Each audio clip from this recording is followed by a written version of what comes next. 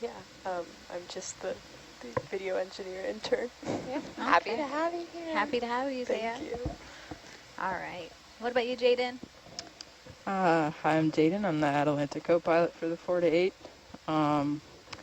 I got here really because of Chris, our navigator over there. Hey. I used to work with him at the University of South Florida, and he's been working with OET for a while. And so he told me about the internship, and I applied. All right. Thanks for sharing that. Good job, Chris. We're good on the Zoom. Thank you. All right. Next, Dan.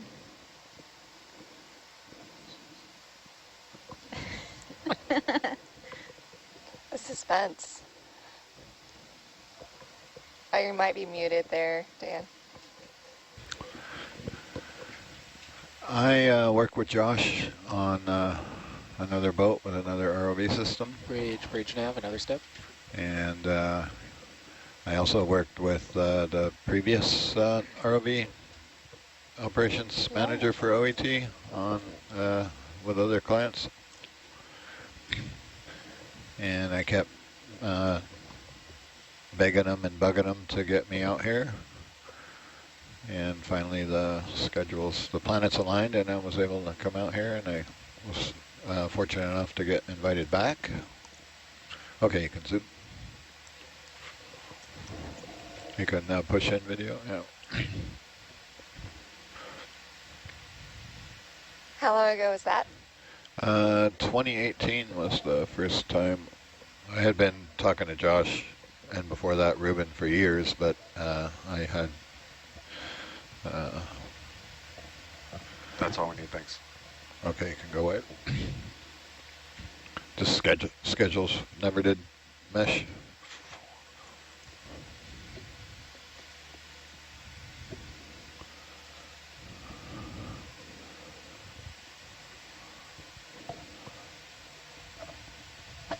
All right. Thank you, Dan. Okay, Chris, whenever you're ready, or K2. Yeah, hey. So I started with Nautilus in 2016 when I started my PhD work with Chris Roman at URI. So I started coming out to deploy initially we had a structured light laser scanner. So it was like ultra high resolution scanning of the seafloor. I started doing that, and I started sailing as a navigator then. And then ever since then, I've been coming out for one project or another, usually mapping related, and coming out kind of on the side as a navigator. Or, you know, that'd be like what I do for my shift, and then come out and, with some random project through Chris, and now I'm starting to do it, some of the things on my own and working on projects directly with OET. Yeah, and that's pretty much my story. When are you going to come out as ROV? Join the dark side. Maybe next year, if Josh has his way. Sweet. We're doing software work and stuff, right? Yeah. I mean, I have come out, I guess, as ROV before for shakedown and that sort of thing, but I never, like, did ROV watches or whatever. The little one or the big shiny one? Little one. Roger. Go ahead. Push in halfway there for me. If you go halfway, it helps me to get a little closer than, in theory, I land here and you can zoom in tighter without having to move the camera. Look in at theory. the current whipping A wiggly jiggly one. Yeah. Wiggly jiggly. I think, yeah, it's a technical term. You can push in some more now. Get May in here. Slow. Jiggly things. All right, that's all we need. Thanks from NOAA. Roger. Go wide, please.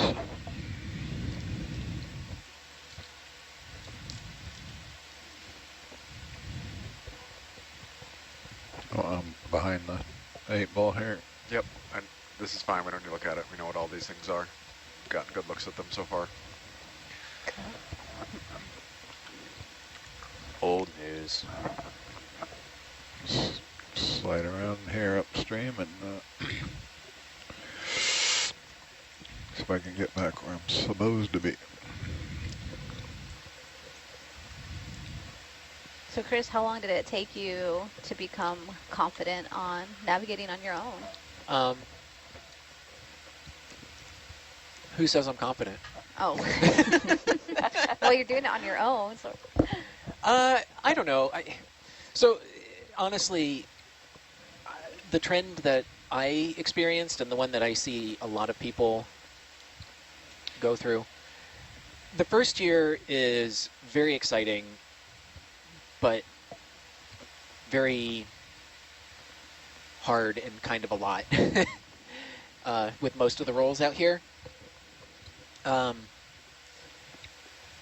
The second year is kind of like prime time. You don't have like a whole lot of responsibilities yet, but like you're really comfortable. You start to really get comfortable. You got a couple cruises under your belt. You start to get really comfortable doing your job. And you just, yeah, the second and third year, I just like really super enjoyed it. And then like after that, you start to build into some more roles and more responsibility, starting to lead more stuff, starting to do some training, and your responsibilities kind of go up, which is good. And it's exciting. It's fun to share your experience with other people, but you know, that second and third year are really the honeymoon kind of period with I think most of the roles out here. It's like just way fun. You're still like super excited to see everything, you know, still everything is new, but you kind of know what you're doing. You feel like you're part of the team a little more, and yeah. Oh. My first year, I didn't know what any of these buttons or keyboards in here did. I like had no clue. I had Gabby here with me, and she'd been here for a long time. Another step. I was so afraid to touch anything. You afraid to touch some things? Yeah. Well, and the only time I ever got to come in here was in the dark. Yeah. So, Gabby probably should have kept it that way. Yeah. She knew what was good for her. Now, for anybody that doesn't know, now Dan loves to tinker with everything. Yeah. Disassemble, reassemble. It's hard to get Our them to pan stop and tilt for pushing the Roman buttons. lab is still in bits. Is By it? the way, yeah. Well, if you send it to me, I'll fix Yeah. it.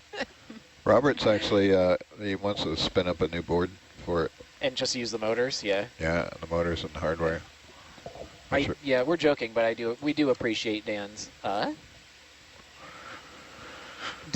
willingness to get in there and try to fix and modify things in the field. Sometimes you got to work with what you have, and that's kind of Dan's superpower. Getting things done with what we have out here in the field. I watched a lot of MacGyver episodes. And then a lot of YouTube.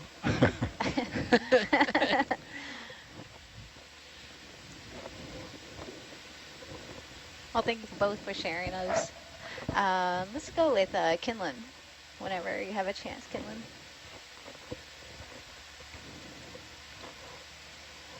Sponge? Sponge, please.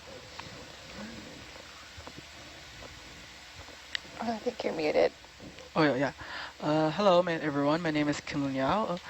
Okay, I can push in there.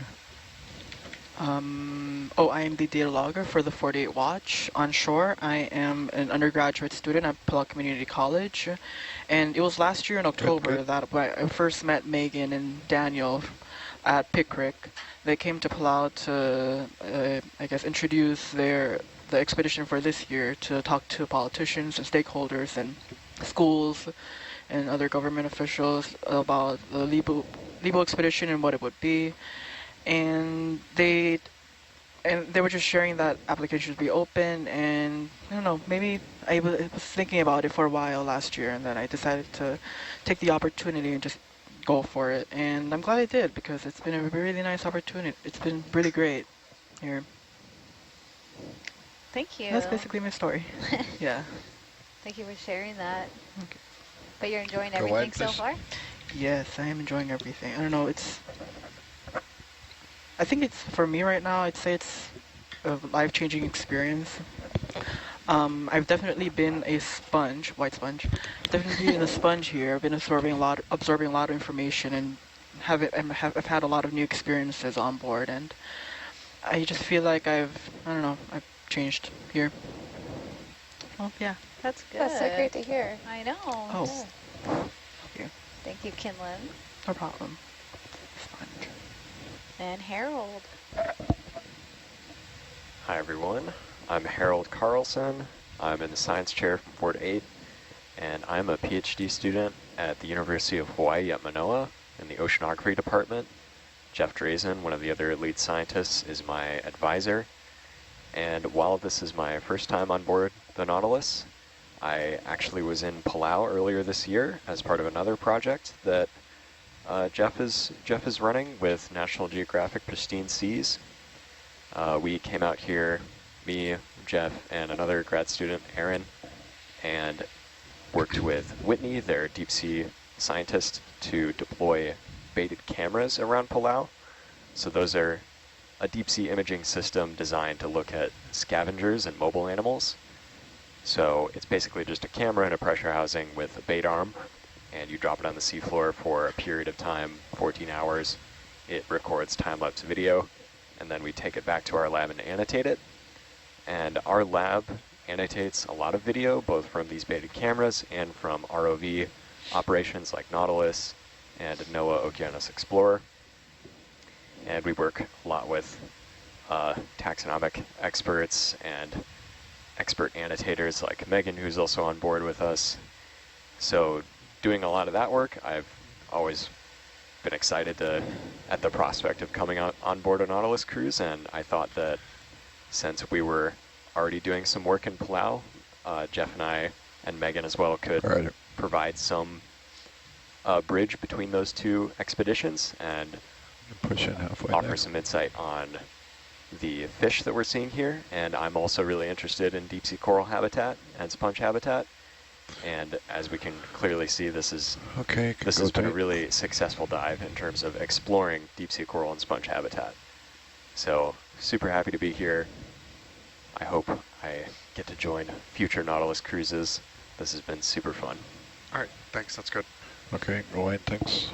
Thank you, Harold. That was a good one. Thank you. Thank you for sharing that. How about you, Brian? Well, hi everyone, I'm Brian Kennedy. I'm the watch lead and one of the co-chief scientists or co-science leads for this expedition. I guess I kind of have two answers, the kind of macro answer of how did I get here at my career stage and how did I get on this particular expedition. On this particular expedition, one of my short jobs is I am the external science advisor for NOAA's Office of Ocean Explorations Beyond the Blue campaign, which is the next 5 years or so of Pacific Islands deep sea exploration, which is going to be a main focus of NOAA's Office of Ocean Exploration and a bunch of different federal agencies and partnerships. And so I think OET invited me out in some ways to help be a bridge between this cruise and Okeanos' cruises next year. So I'll probably be out here on Okeanos Explorer's ROV cruise in Palau next summer. And so I'm here to kind of help bridge the gap between the two sets of U.S. government-funded deep-sea exploration projects in support of Pickwick and the Palau National Marine Sanctuary. More broadly, how did I get to this career stage is there is no straight, normal career track in marine science and deep-sea science in particular, but I had a particularly circuitous one in some ways. I joined the NOAA Corps right after undergrad, which is the 8th and smallest uniformed service of the federal government, and they operate NOAA's research vessels and aircraft, including the Hurricane Hunters. And I went to basic training and learned to drive ships, got assigned or requested to be assigned to the Okeanos Explorer, which is NOAA's exploration vessel, and I was lucky enough to be granted my request. And so I spent a couple of years driving that ship as a bridge officer, got trained in certified in DP operations, and so I would be the person on the other side of the phone from the navigator running the actual DP system and navigating the ship.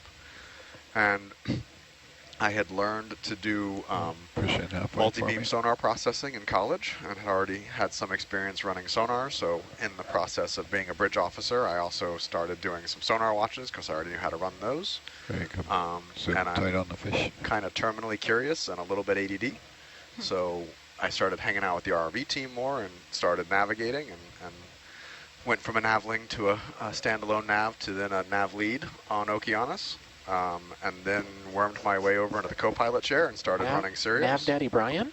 I wouldn't go that far. I didn't get Okay. into like, recalibrating the USBLs and stuff like that, but I can make a high pack map. Okay. And then there was a We have shortage one Slurp cruise. request for this fish from Jeff. Sorry to interrupt. That's fine. Right. And then on one cruise we were short a video engineer, and I Stop got them a up, crash Chris. course in So video samples engineering. request? Yep. Bridge nav, hold position. And then I got more and more into kind of the project management stuff and started being an expedition leader / expedition coordinator and doing all the logistics and coordinating and permitting for Okeanos cruises. And then I started doing more and more paperwork and bureaucracy and budgets, which I got kind of tired of. And so I quit and went and got a PhD. And now I'm back doing in a very similar control room on a slightly different ship. But this is a very familiar environment for me. And I'll say, interestingly, as I've done, I don't know how many, 40-something expeditions now, I feel like I learn a little bit less every time. And I don't mean that as in like, I learn less every time I learn more things, but I'm starting to see the exceptions to the rules and all of the nuance and things. And so a lot of the confidence I had earlier in my career of, I know what that is, or I know how to do this, as now I've seen more other ways to do it, or seen the more, finance, nuance.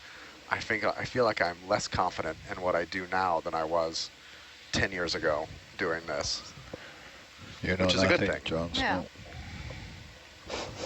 That's amazing. That's a very successful career. I don't know if it's successful. It's been circuitous and fun. I've gotten to go all over the world and explore in many different places, mainly in the Pacific, but I've worked all up and down the U.S. Atlantic coast and the Gulf of Mexico and the Caribbean, and I've basically worked the entire width of the Pacific from North Sulawesi in Indonesia to the to the west coast of Chile off Rapa Nui or Easter Island, and everywhere in between. I've never worked in the high latitudes though. I'm always in the tropics or temperate environments. Well, thank you, Brian. I appreciate that. Let's go with Amber. Hello. So I actually got started with Can you Nautilus go wide video? as a video intern back in 2016. Woo! Yeah. And I had already had a career in film production and then went back to school for oceanography and ocean technology over at the University of Washington, which is where I learned about this program. Applied and was really grateful to get it. And then I've been coming back since. And then last 2 years I've been coming out as a video lead now. And having sat in that intern seat, I know, and I always try and keep that sparkle alive because it's just, I don't know, it hasn't like faded for me at all. I love it every time. That's a, Okay, I can you tell. turn on You the... look like you had so much fun in that seat. Not yet. I Let me do. get Yeah. closer. So Josh's technique is to put this out there and use the cinema camera to line it up. And I'm going to try that. See if it...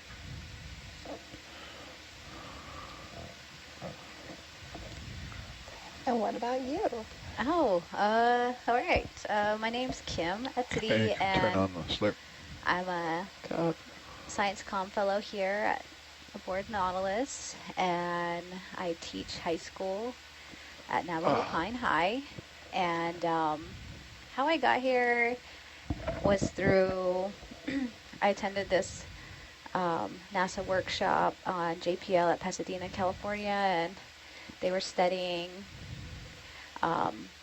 Europa Clipper and oceans that Still on, is it? may exist in one of Jupiter's moons, and but in order for scientists to really understand different water sources in our universe, they study oceans here. And I really was just kind of like at all of that concept, and because there was different scientists that I think one of them had been on Nautilus a while back. I'm not sure what his name was, but I know Brandon Rodriguez, who's also a former SCF, and he was the one that kind of recruited me.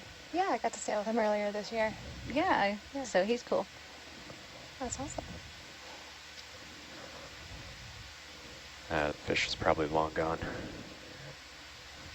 Yep, I think that one's gone. Thanks, Dan. Dan, that was your shot to redeem yourself for this cruise. Catch Oh, a fish.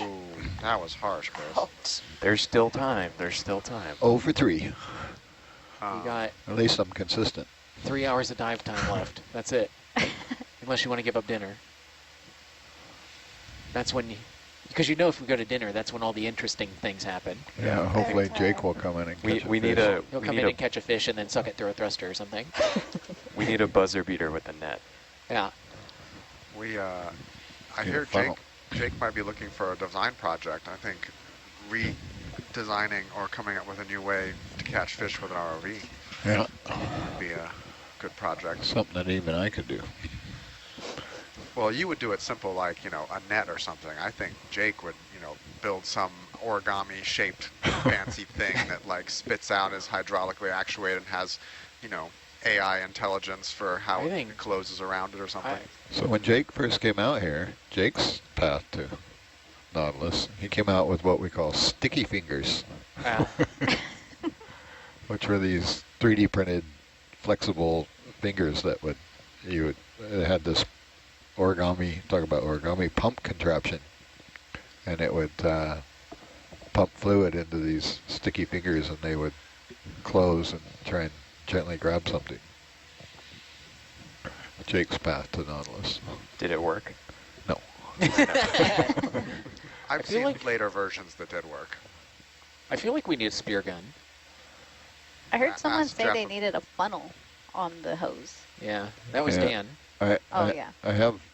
But wouldn't that, like, the problem with the Reduce the funnel is it funnel. would reduce the flow. And I You think get all need- Bernoullied.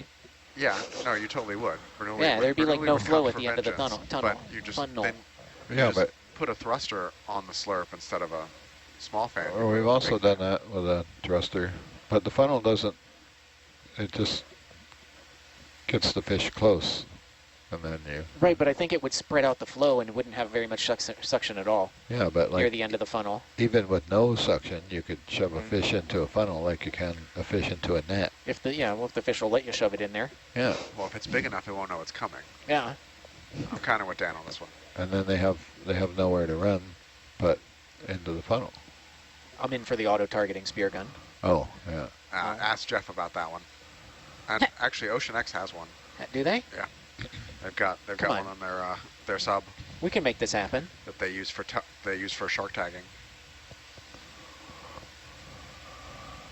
I'd want a Gatling gun style one that rotates. So We could do that.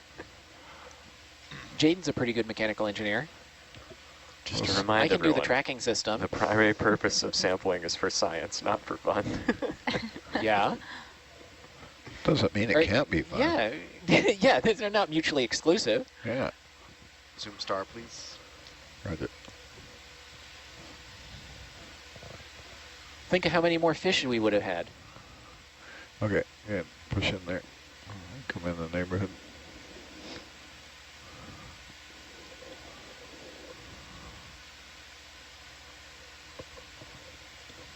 Okay, thank you. Okay. Your way. I'm going to start up the ship moves again. Sure. Another piece of ravioli. 3H bridge nav, I was thinking 30180. white chocolate.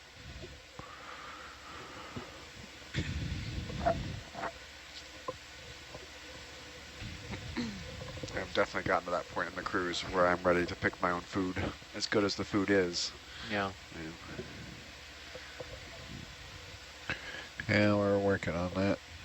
Did you say you're looking forward to picking your own food? Yeah, that's like the comfort item I really miss about being at sea for a long period of time, is having a craving for something and not being able to, like, fill it. So what have you been craving for then? I mean, a salad would be nice, but Taco. but yeah, Cheeseburger. Really go for an avocado. Pizza. Ooh, Ooh. avocado. good pizza sounds really nice Good right pizza. Cilantro? Do you have cilantro on the ship? I haven't seen. I haven't. I kind of missed that. The next year, Brian, is that going to be the new Okeanos? No, that's still a couple years away. Uh, 2027 is probably the 27. earliest. The Okeanos. No, the NOAA ship Discoverer with the ROV Deep Discoverer. Huh. It's pretty meta. Yeah. Oh boy. And it's even Discoverer 2. Yeah. It's already D2, right? D Yep. D22. It's Disco 2 with D2. Oh man. Wow. Or can push in halfway there for me. They should have put it to a vote, like that British vessel. It's not a But we all know democracy. how that ended. With the Sir David Attenborough. Yep. Okay, you can go tighter there if you want. Is this Norella? They did not listen to the will of the people. Well, they did name this the AUV. Yeah. Have any of you guys ever met David Attenborough? Nope. Aaron, one of the other video engineers, has Yeah. filmed things that have been narrated by David Attenborough. Wow. And I feel like she's been in the same room, which kind of counts. All right, that's That good. does count. Thanks. I think she does have a picture of her. And, the actress's name just left me.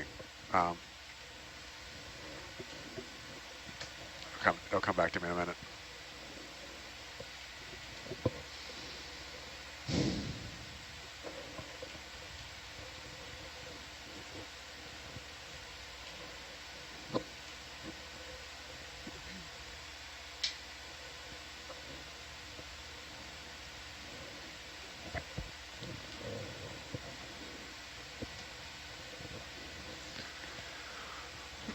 Well, the audience certainly believes in you, Dan. They're cheering you on right now, and Thank you. Dan, I think the ultimate thing would be, there was a rat tail yesterday that was sampled that when we found it, I guess this was on Jeff's shift, the fish was like not doing so well. It was like almost dead essentially, and it basically just laid down on the seafloor and they just sucked it up.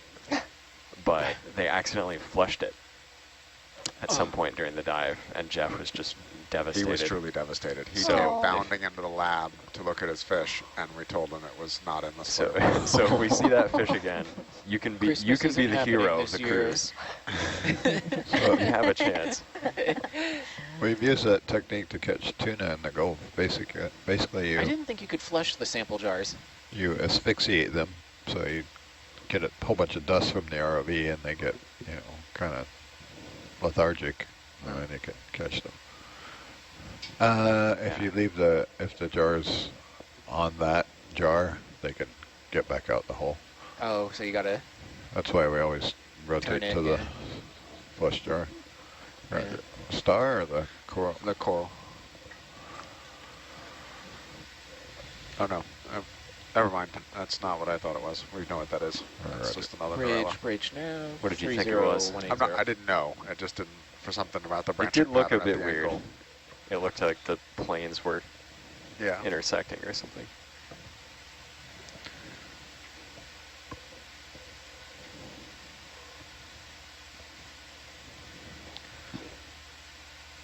So I will say I would have expected there to have been a little bit more here on this ridge at this point. Chris, can you zoom out to a global view of our entire trek? Yep.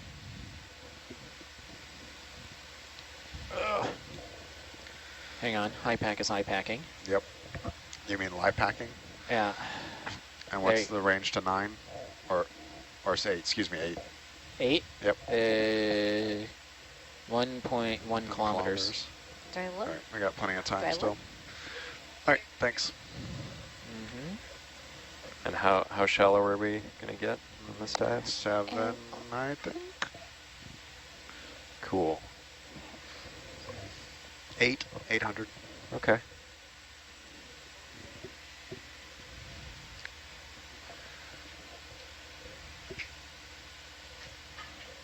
So did you expect more just because of the depth? Not so much the depth, but just this ridge feature out here should have lots of good current flow. There's plenty of hard grounds available, and yeah, I would have expected a little bit more here, but as the mysteries of where corals like to live continue. What's the oxygen? Oxygen is, pretty standard for everything we've been seeing here. The bottom oxygen has been between 90 and 110 micromoles per liter pretty consistently on all the dives.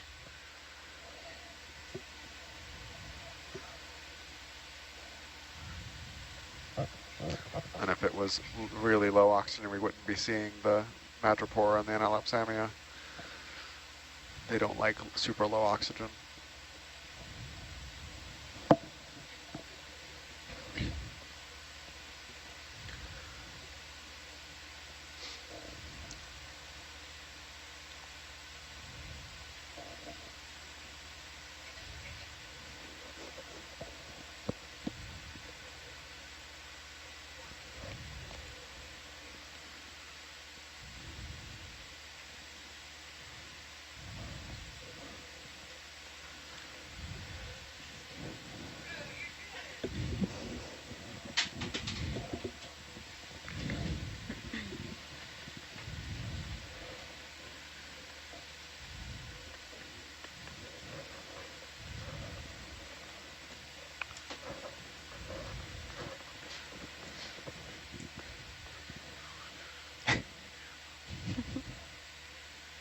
Whatever you do, Jaden, don't laugh.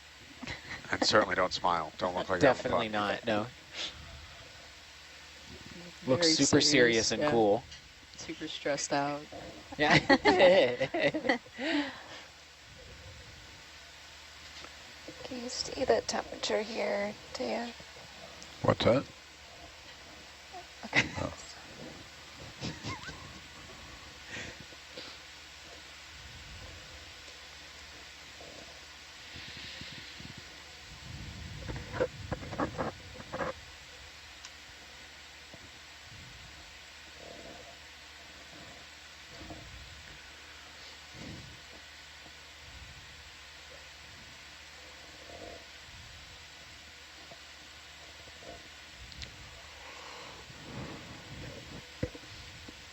So have we seen any black corals on this dive? Yeah, we've seen some. Like just before our watch, there was a pretty big lilipathes. There's a bathpathes right there. Well, that's made me think about it. Oh. I realized that for as black coral heavy as I feel like this expedition has been, they seem to be. Harold, can you pass down the starburst? Sure. Pushing Or on that one up for a hide it second. from...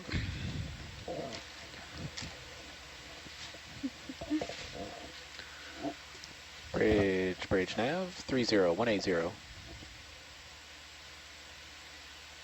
right, thank you very much. Okay. Are some coral poisonous? If you eat it, you mean? Hmm. I mean, sorry, what? Oh, I Wait, said, wait, are what? some coral poisonous? Yes. If you eat it or touch it? Both? Eat, mainly. Well, Yes. and then there's fire coral, which is Yeah, I mean, sort it of a depends how you coral. would define. I guess technically that's an envenomation, so it's venomous, maybe? You can, True. but, I want to get technical. yeah. Yeah. Oh, and we do want to get technical. I mean, we are out here. But yes, there are some shallow water corals that are extremely toxic if you were to ingest their tissue. And then corals, by definition, are venomous. They catch food by stinging them. And they range from not enough to hurt a human to being extremely painful and itchy if you touch one. Mm. Fire coral is the devil. Sounds right. The Fire worst coral. thing about You fire get tangled coral. up with it at some point? No? No? Just the name I fire remember being coral. brushed Yeah. with fire coral once. How was it? Oh, it was hell, but it went away. The worst part about fire coral is Say it that so actually casually. Yeah. its stinging parts extend out of its skeleton, and so you don't even have to touch its skeleton. You just have to get like within a centimeter of it, and sometimes it'll sting you. fun. Yeah. Can we zoom on fish, Dan? Roger. May have already evaded us. Oh, it's right there. Or nope, it's right there. Every time I see a fish and a shrimp near each other, I'm always rooting for the fish to eat the shrimp. I've never seen it happen. I've seen it happen once or twice. It's Oh fun. gosh. This is the one we tried to catch earlier, but this there's one a is reason we making didn't a catch it beeline last time. for. Yeah. Every time I touch it, scampers. Yep. Can we zoom star, please? Roger. If only we had a spear gun for that fish. Go ahead. How about a spear net? A net gun. Fire the net. Do you think you can get a net gun to work underwater? Yeah. Sounds like a drogue. Sounds less,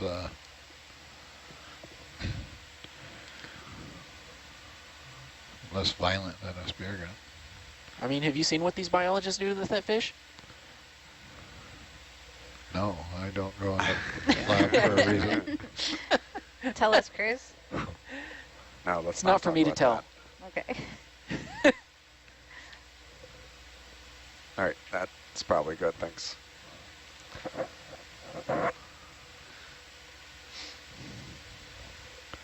What kind of sea star is that?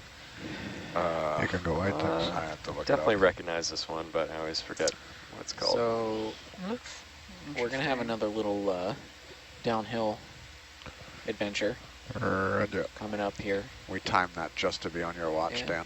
Oh, Perfect, Jake. thank you. Hopefully, what you can do is go to dinner and then come back at the bottom of the hill. Oh, yeah.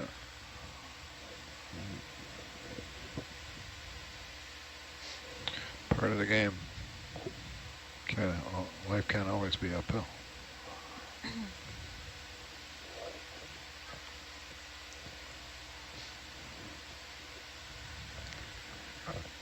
Possibly a Mixestaridae. Yep. That's Dan one. How many arms did it have? Asthenectus. 6? Or 8? Did that one have 9 or 6? 9. Do you want to look at that critter on the other side? That Which one- critter? The big one crawling around in Thank that you. coral? I was looking at guides trying to figure out what the... it's Is a, it- it's a oh. homalid. Whatever Hello. that thing is. Yeah, we can take a look. This is a carrier crab. See what it's And carrying. what are you carrying?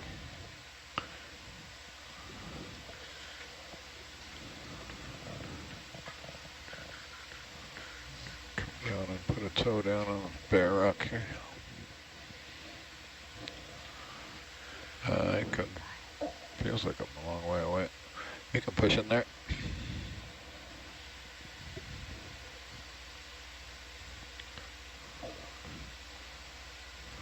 Looks like a coral. Looks like it Yep. got a piece of paramercid And there's an urchin at the Push base. in a bit more if you want. and maybe a benthictinophore as well. What's that bright red thing? Oh, it's a shrimp. It's a heterocarpus.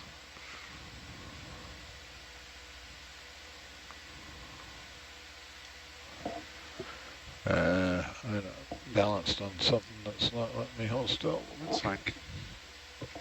Can we look down Oh, at the wait, base? zoom out. There's a fish. No. Oh. No. Look down. Oh, that one looked different. All right, can we come I don't know if wide I got it. I'm see if still there's a can't. fish? Okay, go in.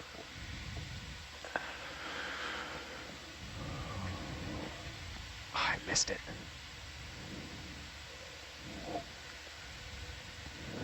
Shoot.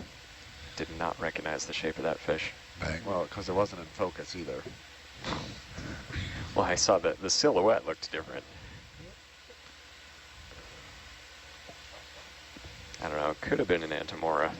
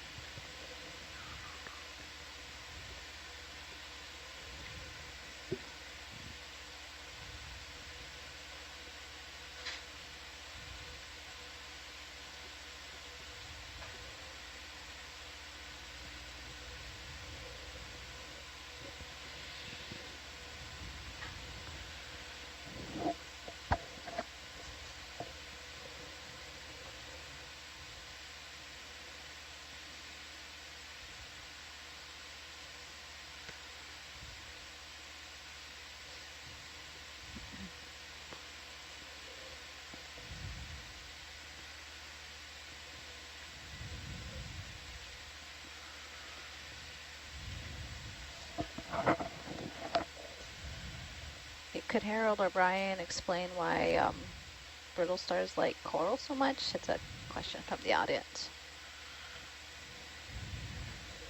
Yeah, so brittle stars are one of the most common associates that we see hanging out in between the branches of corals, and we refer to them as commensal associates or possibly symbiotic associates, but they don't harm the coral, and in some cases they may actually benefit the coral. And what they do is they just sit there and benefit from the coral's position in the water column.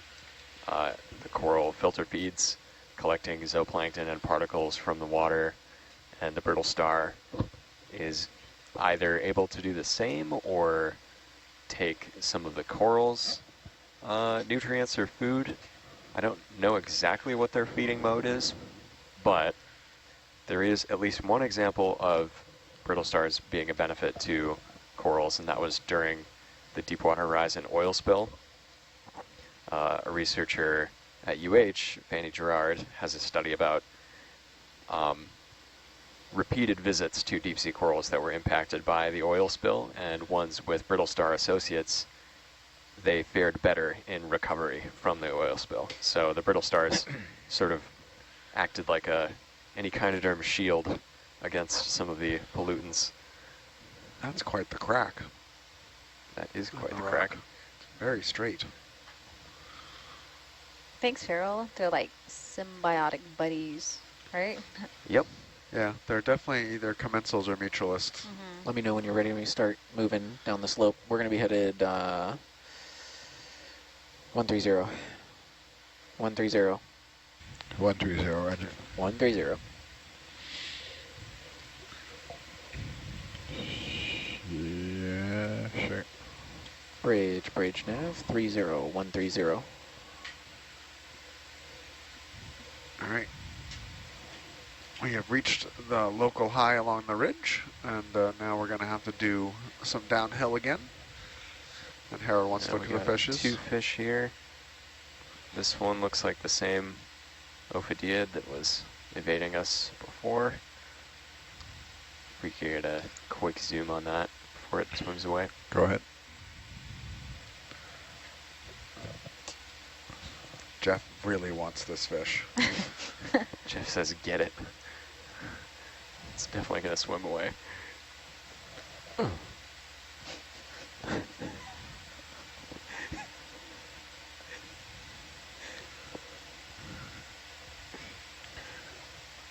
And then I saw an eel as well, but we can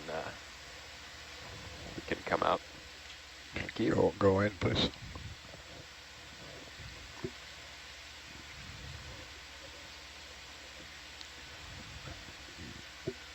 Yeah, let's have a look at the eel up here.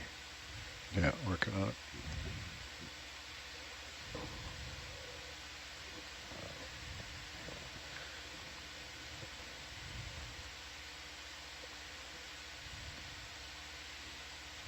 Oh, there's some breeze there.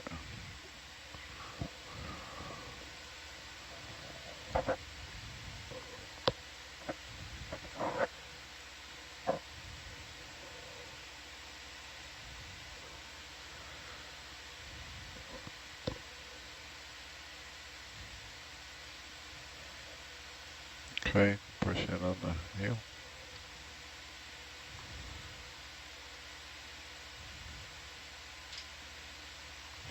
So it's got the tail notch, so that means it's snap a blanket, right?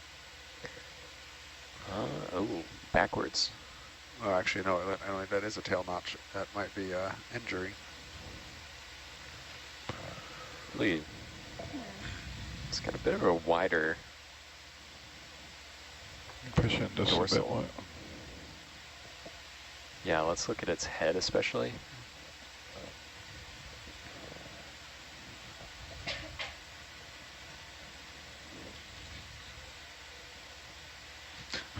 Intentionally, not hide my face, not my good side. Yes. So shy. Not a cusk eel.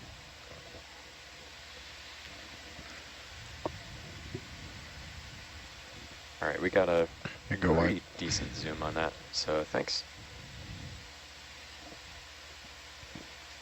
We'll have to review the footage.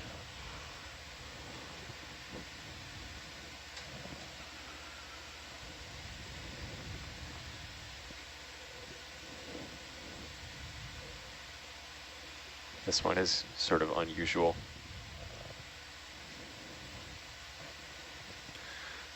If it's going to cooperate, let's try for some more zooms. Everybody's struggling with this one. Can zoom in there. Why do you say it's unusual?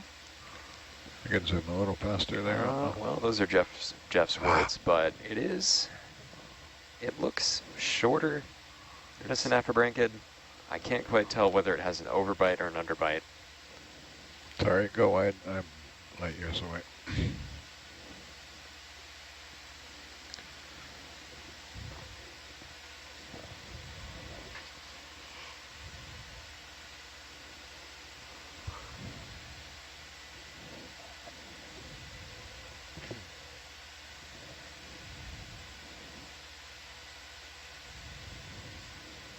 Okay, push in. You're pushing a little faster. Correct.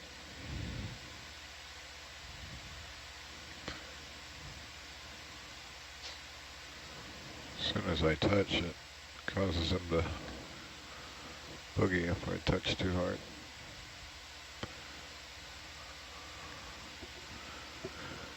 Okay, push right in on this head.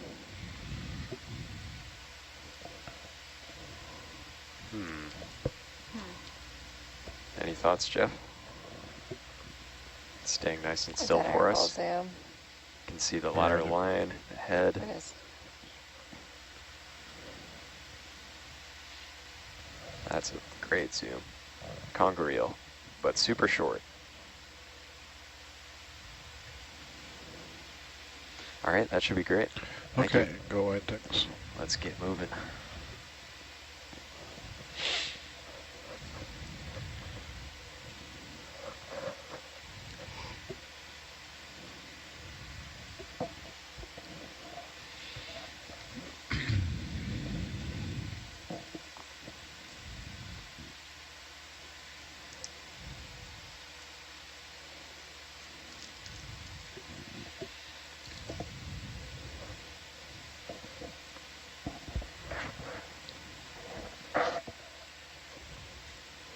Can you iris down a bit?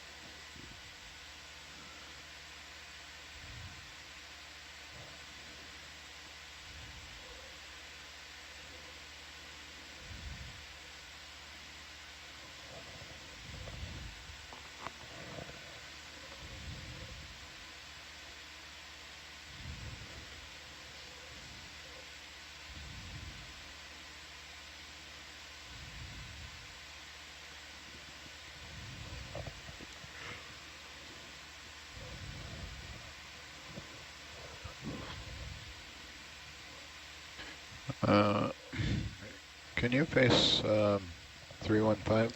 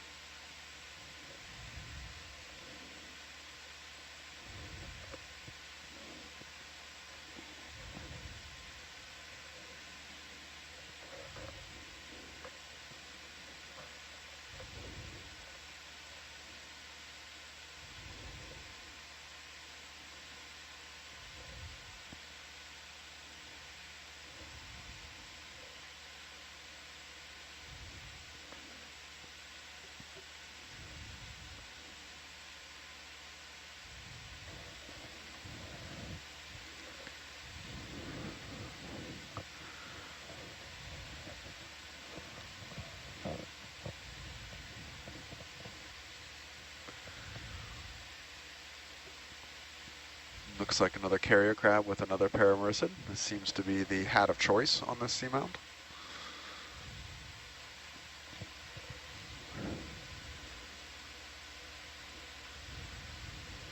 I was kind of curious how they get their fragment. I Yeah, mean, like do those they- things are do they not particularly break it easy off? to cut. Like, it might be within their power to cut one off of a branch, Zoom but in like, on the crab. it takes, you know, moderate amount of force with scissors to cut the skeletons on these things.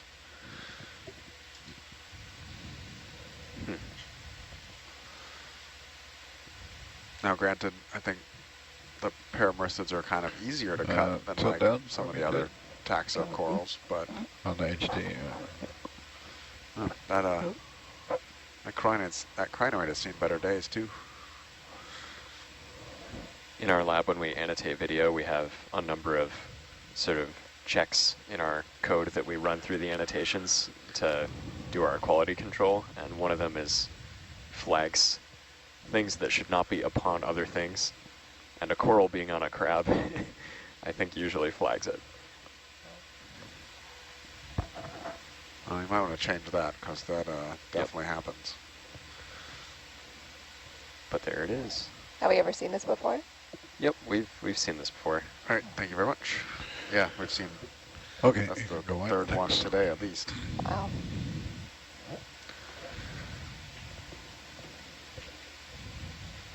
I kind of want to go back and actually do the analysis now on what is the preferred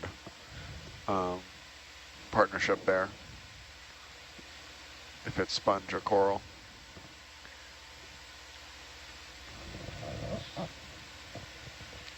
I would have said sponge up until this cruise, but it's definitely coral is Yeah, in I don't vogue know. here. I guess a coral would probably defend you a bit more than a sponge, I would imagine. Stingers and all. Let me know when you're ready to start moving, Dan. Oh, yeah, sorry, I was waiting for you. Yeah. Like, why is it let the no moving? I thought we were moving. Yeah, no. I'm Yeah, no. sitting here waiting for each other. Okay, good. Go, go, go. Cool, cool. Bridge, nav, 30130. Big Anthomastus or mushroom coral here. Actually, can we, if we're waiting a little bit for a ship move, can we go look there? Sure.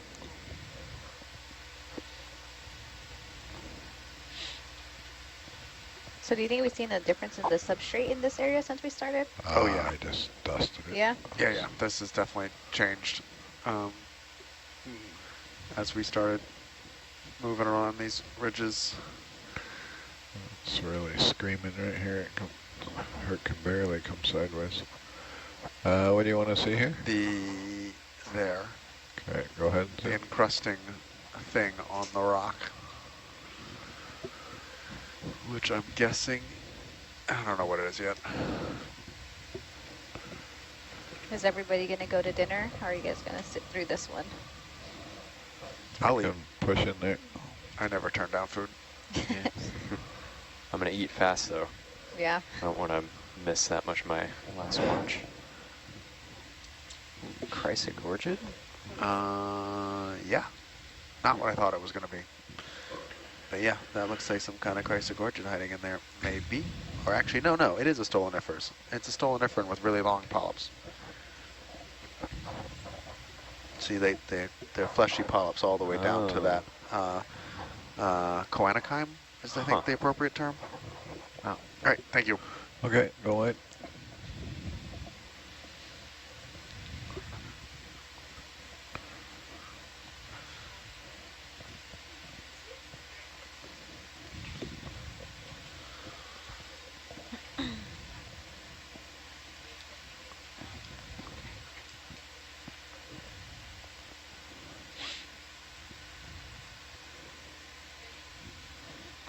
Just want to thank everyone for tuning in to nautilusdive.org.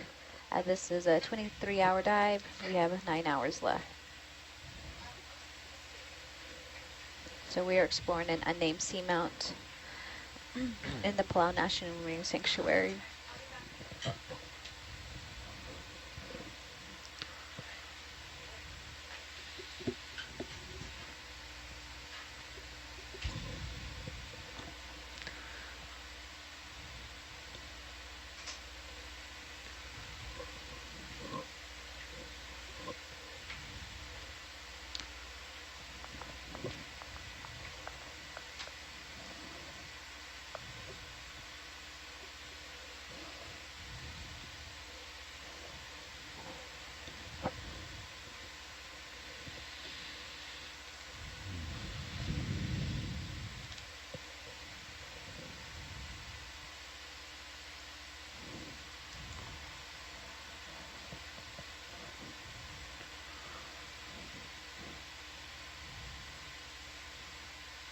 Fish, zoom fish, please. Bottom left.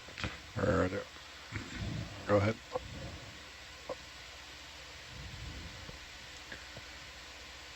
This looks more like the classic snap a blanket, yes? Trying to Yep. learn my fish better. Looks like maybe Iliophis. Looks like it has a slight overbite.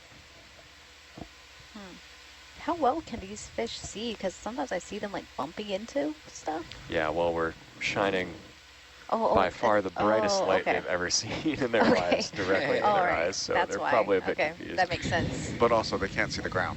Yes. Like that's just, there's not enough light down here to see the environment. They can see Yeah. bioluminescence potentially and maybe see shadows above them, but they're not going to see the ground. Okay. You can go wide.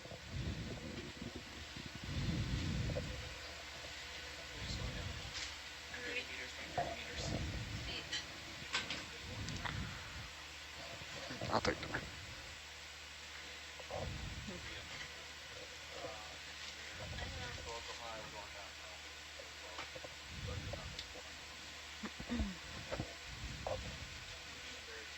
All right, the dive objective. The primary purpose of this ROV dive will be to survey and sample the diversity and distribution of deep sea communities, particularly those found within the coral and sponge habitats, fish habitats, and other vulnerable marine habitats with the high conservational value.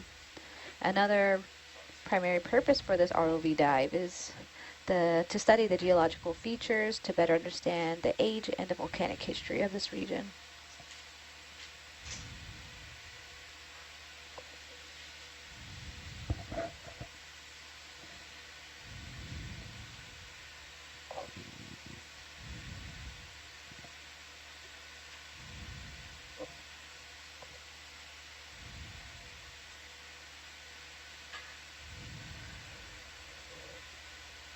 So I just skimmed through a paper about homalid decorator crab carrying preference, trying to figure out how they choose what object they're holding, and it doesn't seem like they care very much what it is, as long as it's ergonomic. Some of them care more than others. Interesting. Yeah, there are some homolids that exclusively only carry one thing, like the ones with the anemones. Oh. Yeah, the Lamoha only carry that anemone, but the ones we've been seeing on the corals, they aren't as picky. They just really like alive things, and they'll carry Go ahead, sponges push in or there. corals of any kind. And then there's the ones that down, live over off Makapu'u, and they're even less discerning. They'll just pick up whatever. I've seen some carrying plastic. Oh, is that a fish? Oh, please be a flatfish. Come down, Yes. come down, Oh, I've wanted to see one of these so bad. Oh yeah, the little tonguefishes are so cute. I I mean- love when they move their little fin rays Oh, to boy. move across and like scoot on the bottom. Well, let's see. Is it alive? Or is that what they do? Yeah, it's sort of what they do. Oh, okay. Looking pretty flat.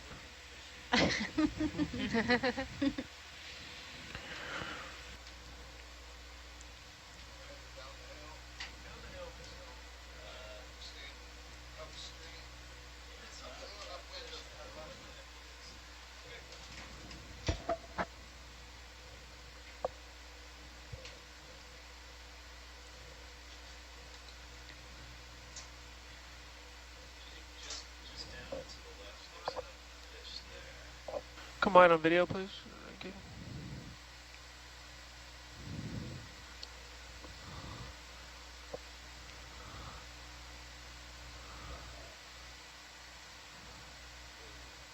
I'm getting pulled off here.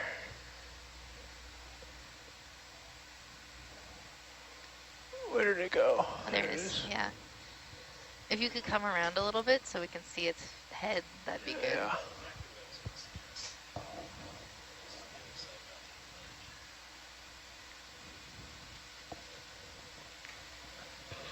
moment I've been not on SPL.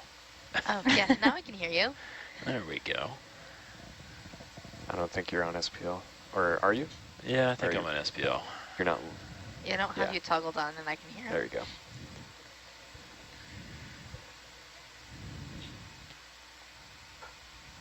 All right, now I don't remember where it was because I looked away.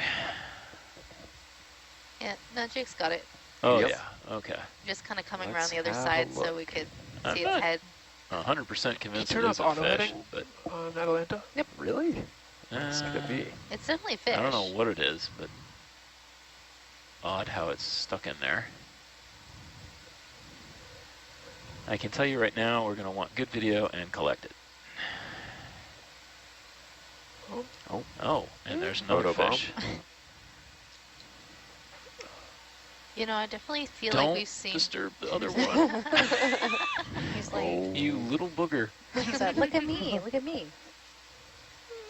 Alright, you can Beta tending fauna. zoom in there.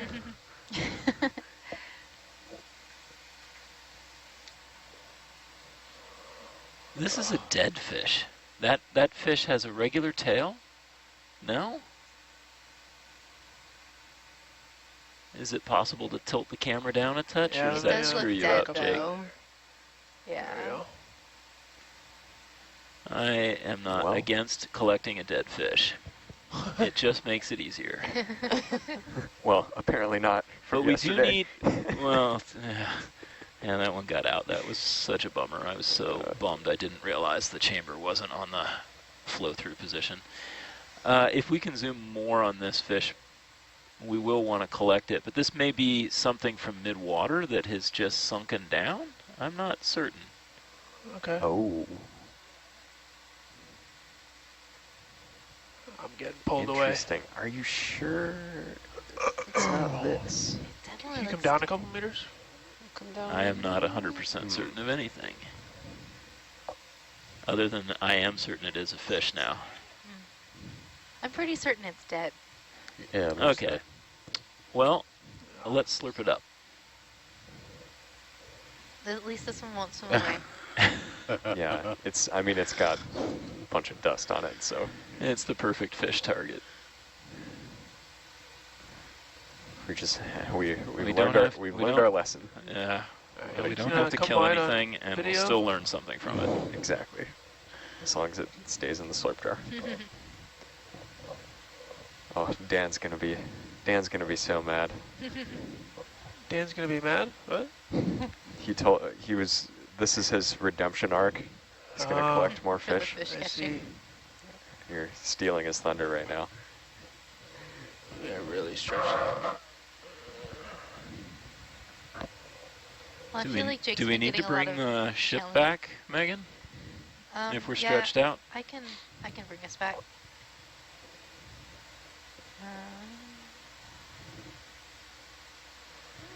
Bridge now.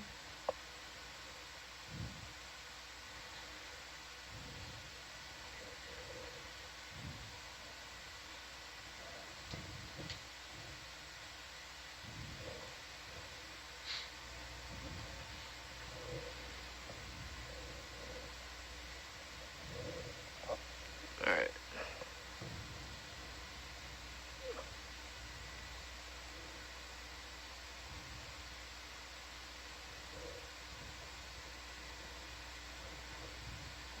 Maybe, maybe, maybe.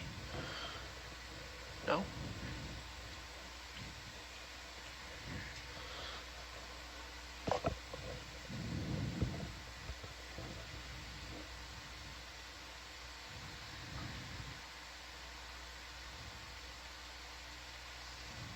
Such a pain.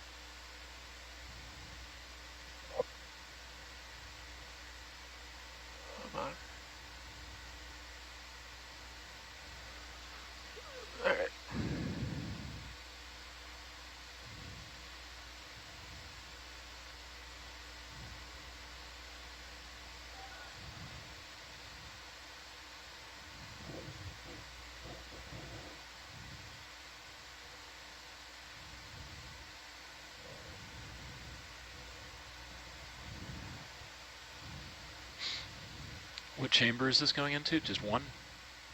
Yes. Okay. Yes.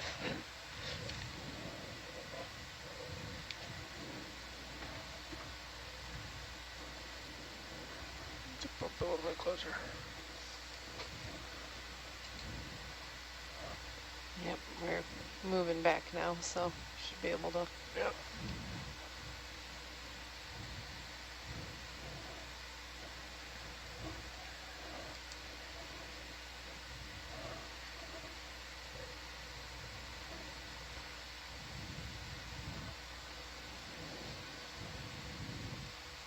Okay.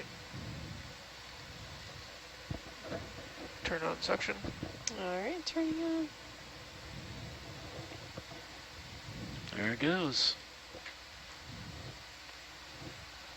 It's a lot easier when they don't move. Oh, was it swimming? Oh. Wait a second. Let me change Okay, it. let's change the chamber. There Put we it go. back to the flush jar. Oh, we'll go all the way to the flush. Yep. Wow. Now I'm It's probably so just curious dead. what it is. Thank you all very much. I'll take any fish collection that is easy for sure. So was it dead? I thought it was. It looked like it was, but that's a jelly. shadow. It's Sure. there's a piece of detritus or maybe even a ctenophore up above that shadow. Yeah. Yeah. Cool. Super curious to look at that when it comes up. Definitely. I'm gonna get some dinner.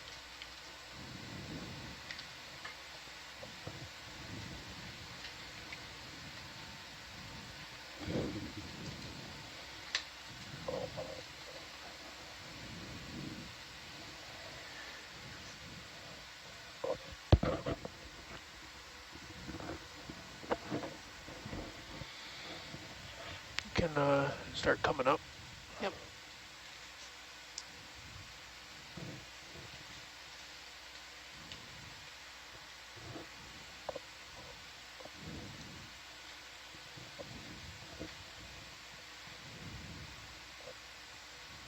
Big fish out there. Yeah, snapper brinket. Huh.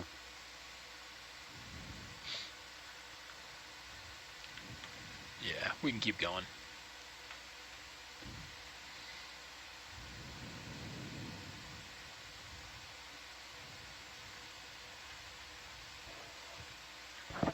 There we go, the other way.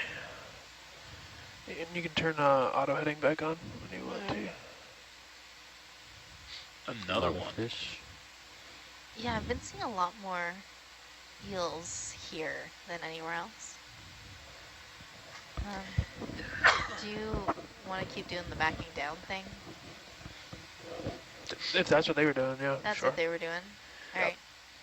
Look at us moving. Bridge now.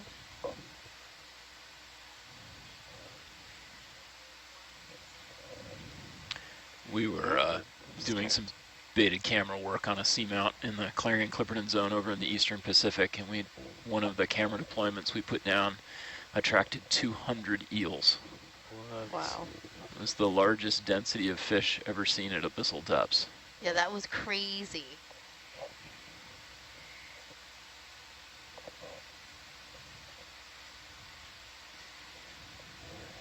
That was a really good cruise. We Yeah, saw we a got lot of a- really cool stuff. Yeah, that was pretty amazing.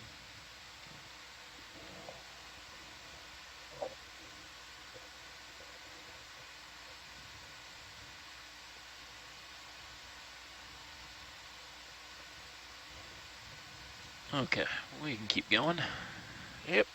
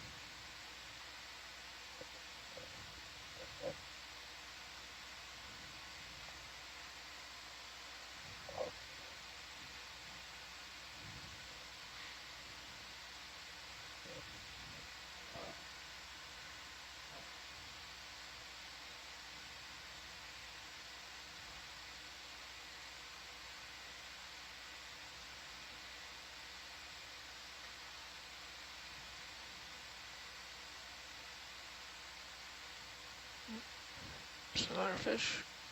Can we zoom on that one real Yep. quickly? This is We that don't. I don't think we little need. Ophidian. And, Is it? push in for a zoom there.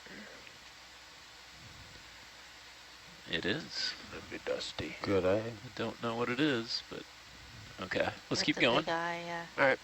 They're everywhere. And we didn't catch one of these yet? No, we caught a little Basocetus much Oh. deeper, around 1,500 meters, but not one of those. You can come wide on the video. Yeah. Thanks.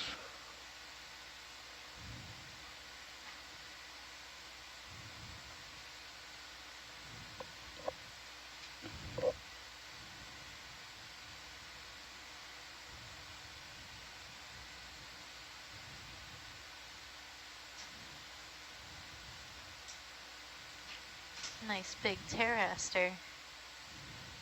The starfish? Yep. Does that one eat coral? Hmm?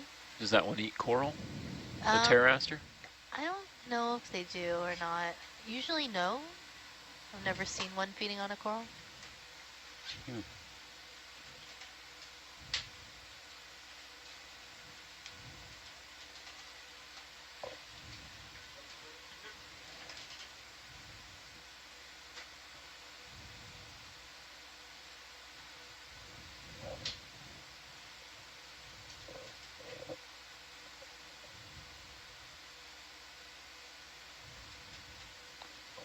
Dan, we're in the middle of a move, 30-meter move. Roger, thank you.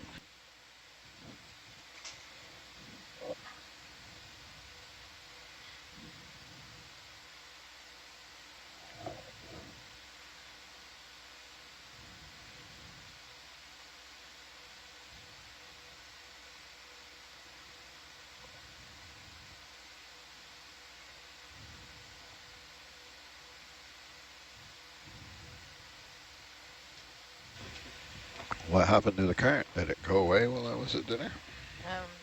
It seems to be a variable, like it's been coming and going. Strange.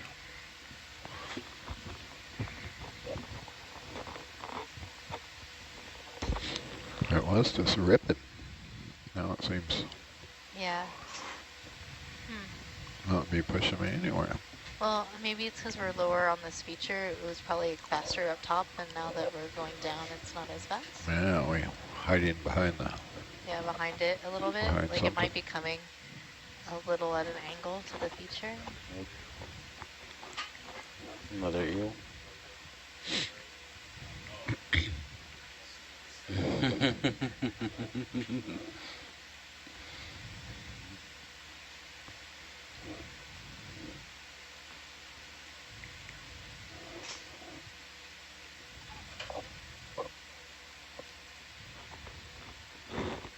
Can we look at that little white stick, the spiky one?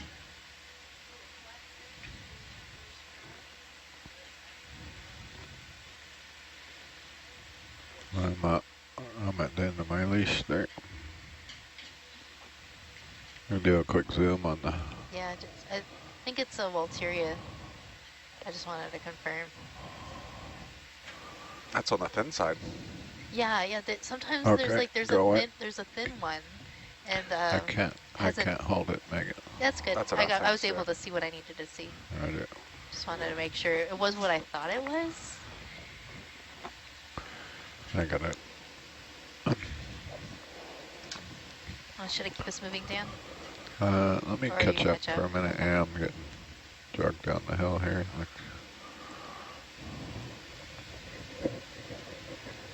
It's slower going backwards. I don't even have enough lace to turn and burn.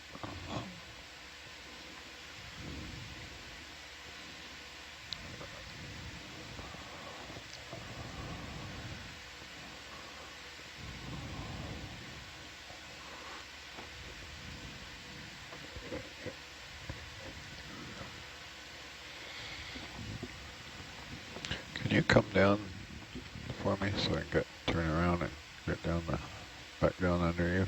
Copy. Thank you.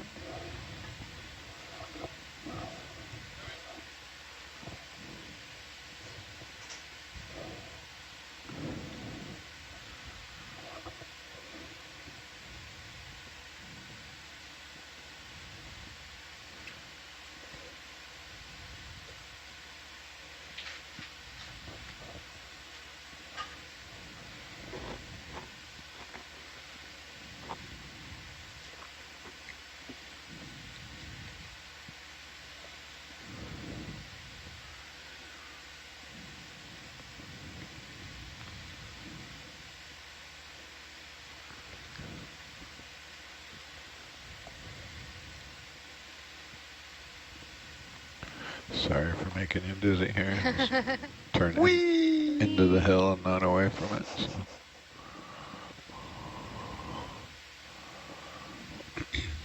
It's like one of those roller coaster rides that's like the video style, you know?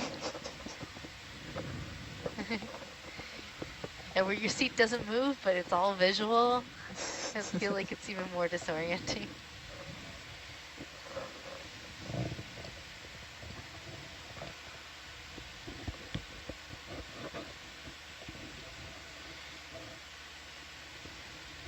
Do you ever get vertigo when you like kind of jump off these underwater features? Do I? Yeah. No.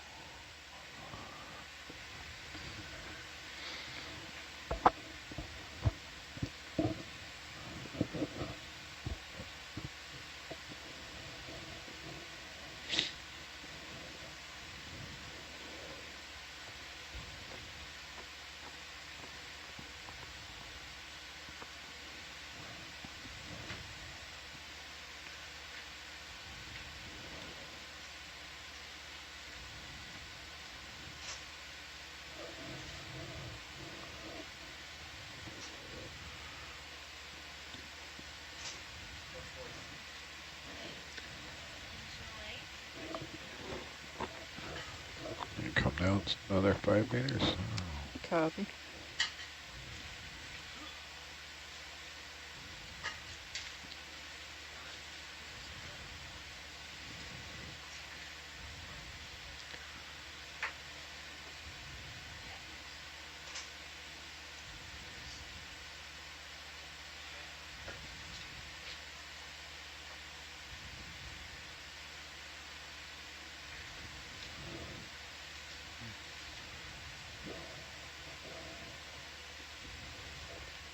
Can we take a quick look at what that is? I just can't.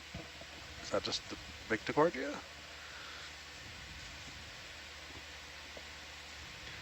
All right, that's all I needed. Yep, that's a Victigorgia. Thank you. All right.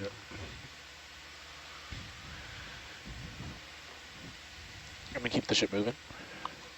Yeah, you can move that. Bridge nav, 30320.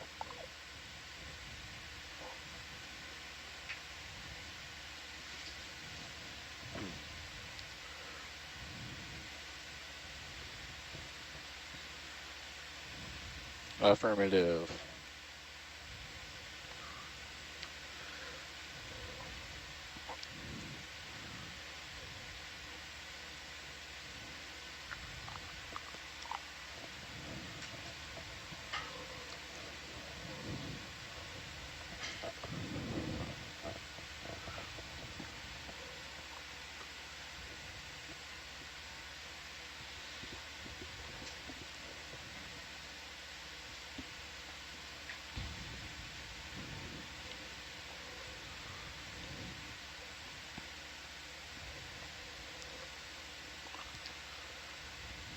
Another Primnoid. Kind of been one of the more common could, family in the last hour or so. You can stay down low there. That was a good view we had. Okay. Copy. Tethers behaving there, so. And you got tons of water under you.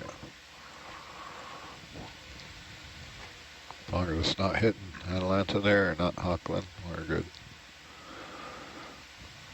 It's a nice view of the port side as I'm sliding along.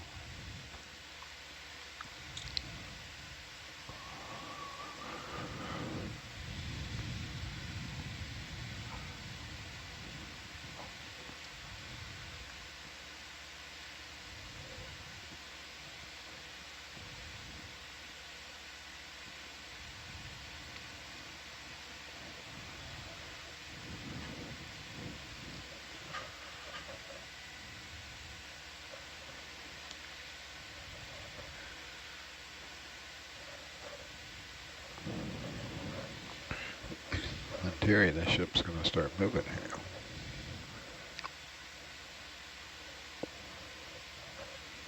Did you guys sample something? Or? Yes. Jake Wait, caught a where is fish. It was so hard. Bridge Did he nav, hold catch a position. fish? He did. Sweet. Bridge nav 30130. Yeah, stop and then 30130. Was the fish alive?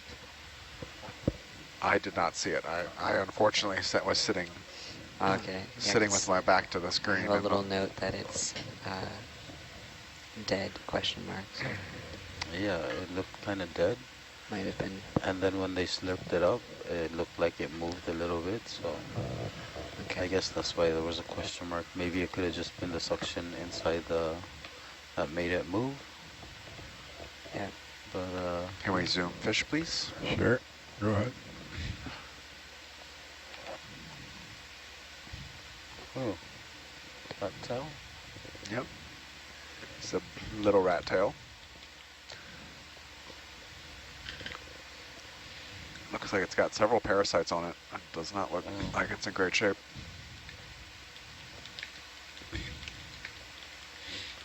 Nice, that close up a silver herp part there. is where the parasites are at. Sorry, Getting say those again? Dan shots. The silver, you said there was parasites. Yep, I think those white things that were on its ventral side or underside were likely parasites. What's the boat doing there? You could go Sorry, white no, things.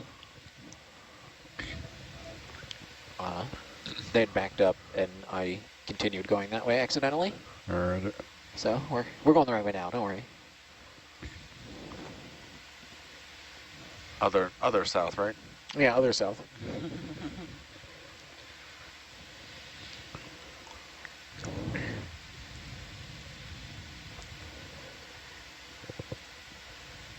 I know parasites have important ecosystem function. Zoom serve lobster, please. serve important purposes in ecosystems, but I don't know so much about parasites within these kinds of environments. Brian, do you know about the kind of functions that parasites serve in? Very little. There hasn't been a lot of they're quite common. We see, I don't want to give a percentage, but a lot, So you know what we're often the deep sea fish have Zoom in parasites on on them. the There's lobster, actually right? certain taxa of fish that almost always have a parasite sitting on their eye.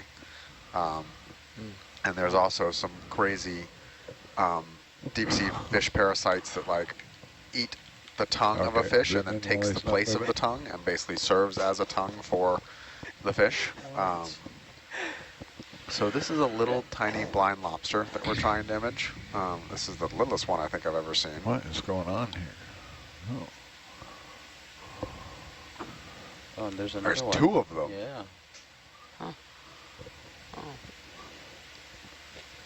Oh.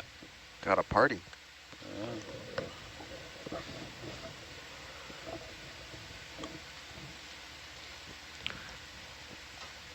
But broadly, parasites are, some of the most complex life cycles of any animal are parasites. They have sometimes have, numerous Okay, different go life phases, multiple different hosts across their life phases. The ecology of parasitism is fascinating. Yeah.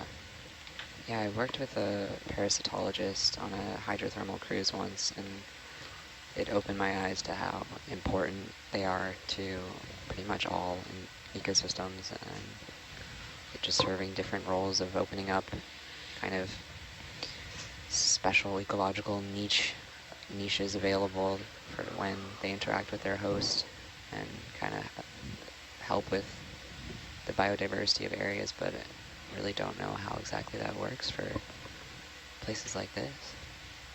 Interesting. What's going on with vent parasites? I was just asking about parasites, if Brian knew about parasites, ecosystem functions in environments like this, because we saw one on a fish. Do you know anything about that? I don't know. I was just curious, the researcher who you know. Like what kind of parasites are there in vent animals? Ooh, I can't remember all the parasites that she was looking at. This was a few years, maybe 5 years ago, but it was different, like kind of worm-like things on and in vent fauna. So, and she was fully focused on parasites and their kind of contribution to the environments of the maintaining biodiversity and ecosystem functions at active vent communities. But Yeah, that's really interesting. yeah, super interesting. And I've always kind of thought about parasites as similar to like the way we think about weeds, like, or something like that. Like they get a bad rap, but they're actually kind of important. Yeah, like when you do an assessment of the biodiversity of a marine ecosystem, especially in the deep sea, when we're using these visual May I have methods, another step? and we say there's this amount of, species richness in an area, hardly ever does that include the parasites, and there might be, dozens of species in a single individual. Oh yeah, I mean we're only observing a very small percentage of the overall biodiversity in this ecosystem. Looking here at the benthic macrofauna and fish, it's an extremely low percentage of the overall number of species and organisms, with only a moderate kind of impact on the biogeographic service, not biogeographic, biogeochemical services the deep sea provide. Much of that is, the biofilms on the rocks, the small life in the sediment, the bioturbators keeping the sediment oxygenated, the corals and sponges, while they're very important ecosystem engineers and create habitat for other organisms, are a small facet of the overall deep sea ecosystem.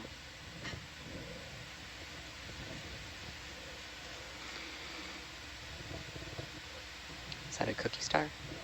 I think it's a cookie star. Goniastrid. Yeah. Goniastrid.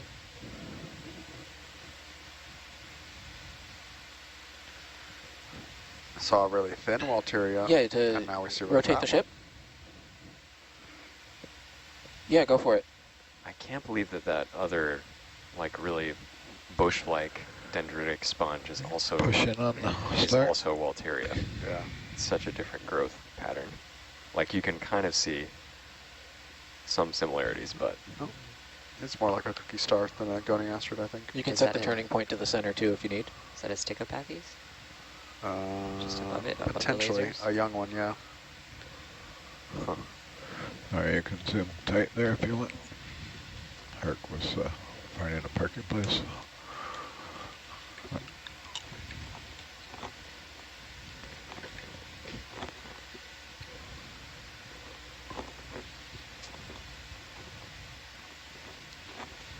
It looks very Full. very full.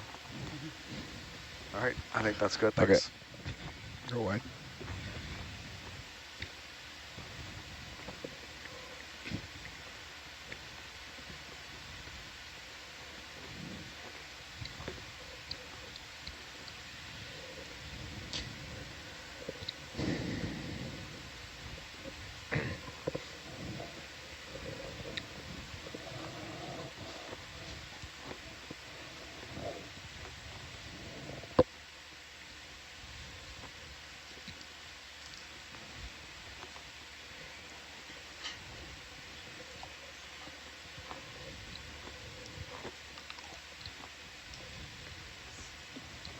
Thanks. You want to come down, down, down, up. Want to see. Copy. Well, changed my mind. Here, come up. I didn't see it bouncing up above the vehicle there. Those big heaves. That's probably good. Can we look in the hole here? Yeah, like that. I don't.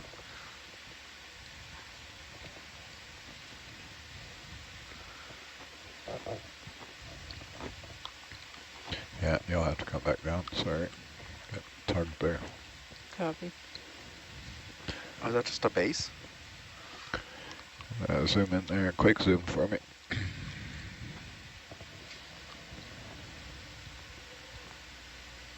Okay, good. Huh. Maybe? Okay, go ahead. All right, thanks.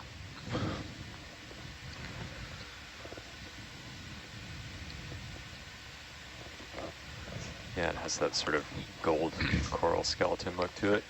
Come down so I can turn around again, please. Copy. I get too far away from you, I start getting pulled.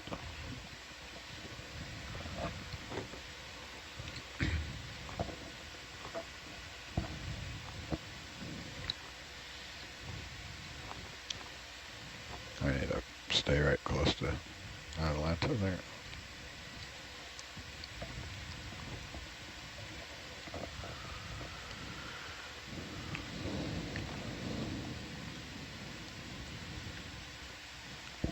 Problem with this technique, we have half the time to look at stuff, and we do 2 or 3, and I don't make up for it. We get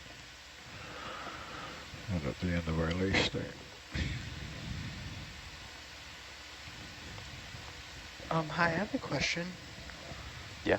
I've always wondered how Oreo fish got its name. I think it's just because they look like an Oreo.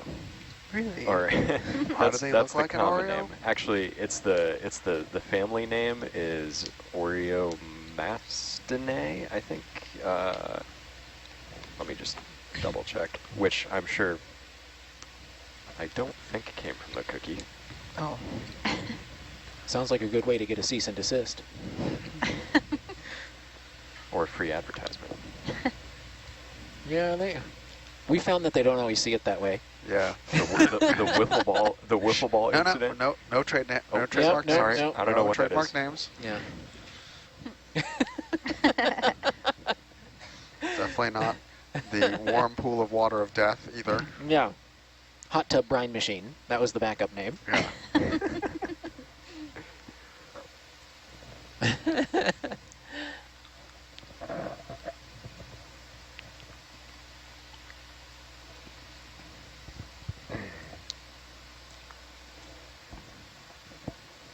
Yeah, the Oreostomatidae is the family of fish. Are you able to pull up the sunset? But now, how did they get that name? You ready to keep moving, Dan? Or you want a little more organizing time? Channel 3. Let me get Channel down on 3? the flat here, get Alright. out in front of it. Oh, you want to switch around now? Okay. I think so, right?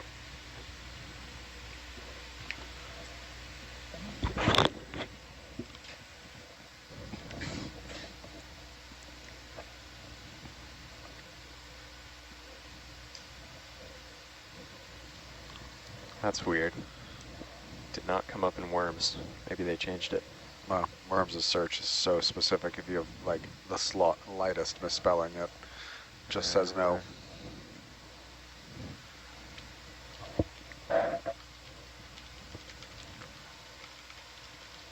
There's a eel up here. If we could get a quick zoom.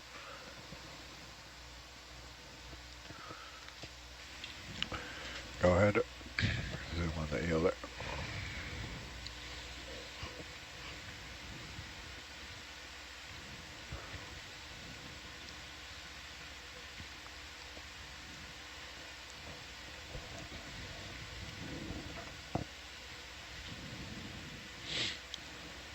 It's got the tail notch, so Snapbranchus, right? I think so, or Synapobranchidae at least. I think to know the genus, we'd have to say, what is, I saw something weird on the seafloor. We're gonna run out of tether Yeah, here. I don't think we're gonna Okay. get a look at its head better than that. Thank you. But the word Oreo is Latin, right? Isn't it? I'm researching here. Is it? I don't know. I don't know. I just assumed.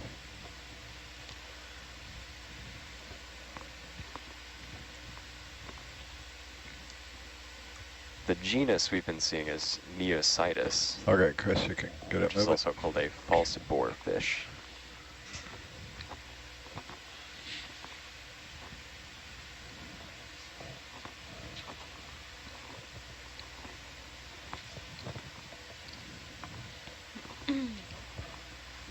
Here's a question from the audience.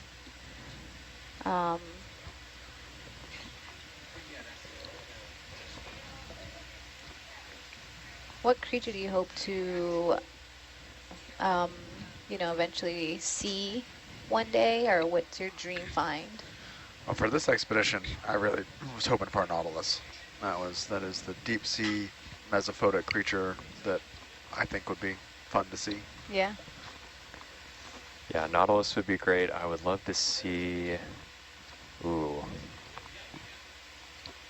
I would love to see a larger shark, like a 6-gill. Yeah, right. Or a sleeper shark. Some of the stuff we've seen on the beta cameras, but I think that's unlikely. On this dive or just in general? Well, this is the last dive, so in general, I can dream bigger, but Okay.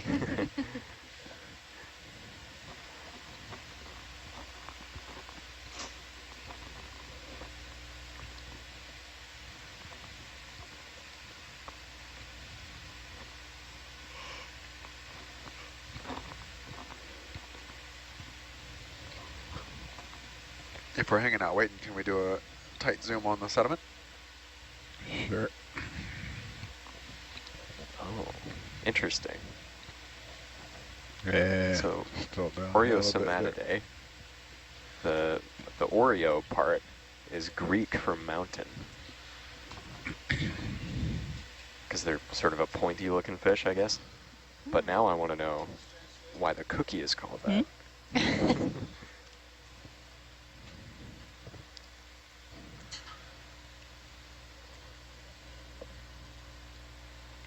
All right, we have Jaden on Herc.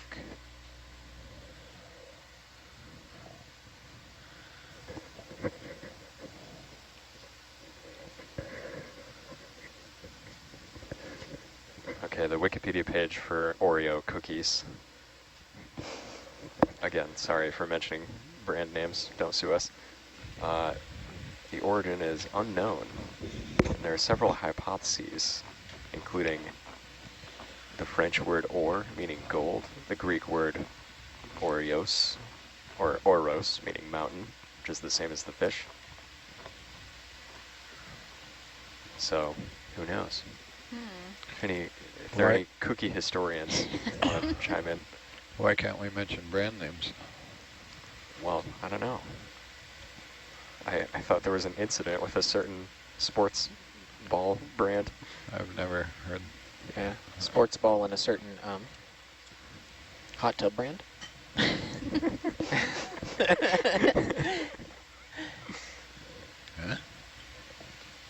We'll tell you later, Dan. Yeah.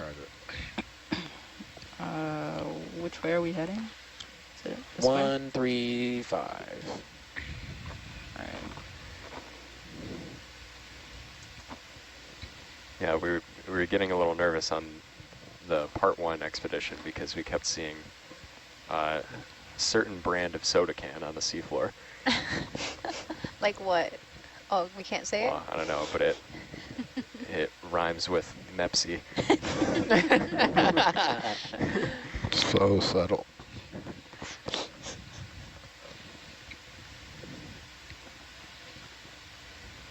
Or what's the drink in SpongeBob?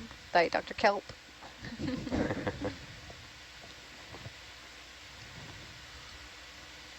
So we're in this little saddle between the local high we just came off of, and they're gonna move over and get back on the ridge. There's lots of them. Oh There's my like goodness. 18.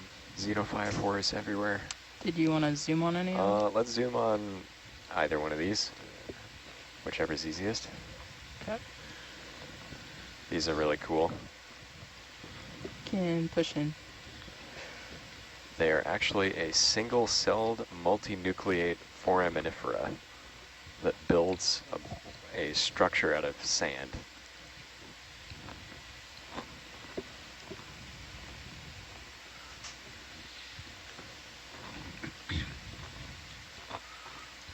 This one's a coral? Or? This is a totally different thing. Okay. So foraminifera that's a whole phylum, right? Or is it? Things have been changed since I was in college. Anyways, this is what we're looking at here is a single-celled organism that just so happens to be quite large. All right, I think we're good with the view, though. Thank you. Subphylum. What's happening, Chris? And Nav, screen's Bow thruster. going crazy. Is he still changing heading? I think he's just kind of struggling in general. The wind keeps changing as all these little squalls come through. All right. So he's constantly, yeah, he's fighting it right now. Looks like he's losing it.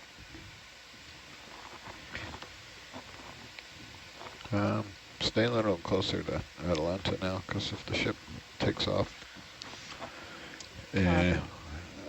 you'll want to turn and burn towards Atalanta, otherwise we'll get drug around. We won't be able to see anything. Copy.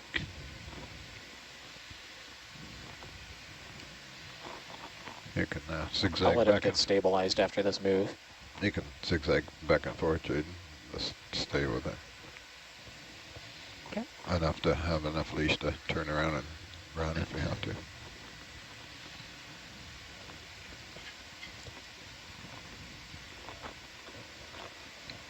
Can we look at C-pen, please? You got the tether for that? Is that fine? Yeah, yeah. If you can see it, you can look at it. All right.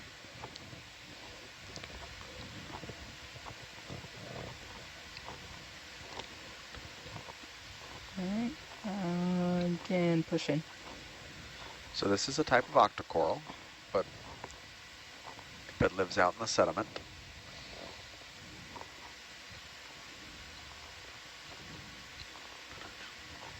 I think this is a peninsula. Is that right? That's my best guess.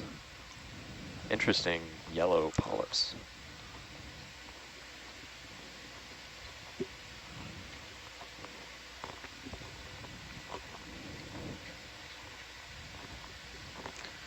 Can we get really tight in on its polyps? If you got some more zoom?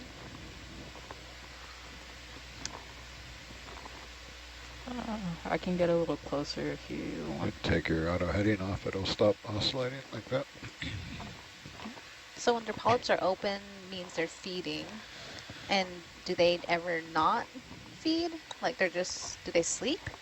I don't think they sleep, but they definitely, for different reasons, retract their polyps. Okay. I mean, I haven't seen, in shallow water, these types of corals are subject to a whole range of different types of predation, where the individual polyps will get eaten off. For the most part, with the exception of a coralivorous jellyfish. Hold a constant command. Of the chase it. deep sea coralivores seem to kind of eat the whole thing and not just pluck off individual polyps. But in shallow water corals like butterfly fish and stuff will pop single polyps off. So there is a advantage to having your polyps retracted. It's safer. And you will see in deep sea corals, if we disturb them, they retract their polyps. And some taxa almost never retract their polyps, and others seem to have their polyps retracted more often. And I don't have a good explanation for that behavior.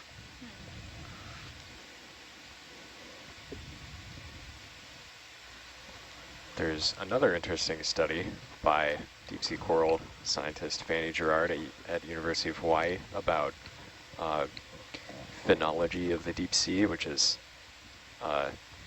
temporal cycles, which we don't often study in the deep sea. We usually just go explore one of these unexplored places and then don't come back for a long time.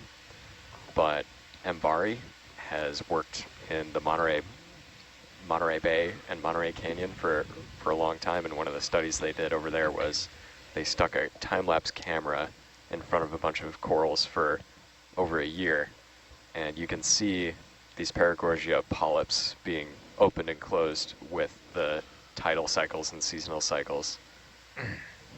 That's so cool. It's really cool. Science is happy if we want to move on, or we can sit here and look at this prettiness while we wait for the ship to sort itself out. Why don't you wander around, Jaden, figure out which way the wind's blowing and kind of keep your nose into it and look for stuff to look at. Can you come wide on a cam? hint, the sand ripples are one hint.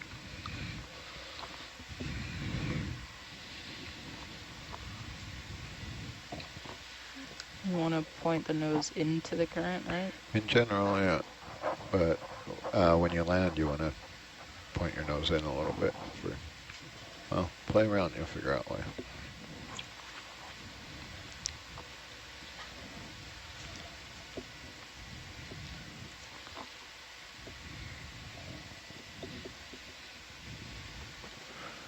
You can get away with a much more unelegant landing with your nose into it because it blows all the sediment behind the vehicle. And even the gentlest landings with the current behind you will, disturb. You'll notice.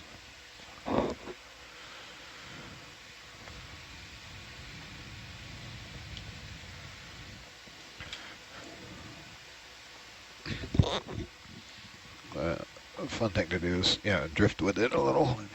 I'll drift sideways with the current quite a bit. And you see something you like, you'll see me kind of spin around. And you can figure that out even if you don't know, because one way it goes really easy, and the other way nothing happens. That's basically how I figure it out. I just have to stick one way or the other, and whichever way the vehicle wants to go, I let it go that way.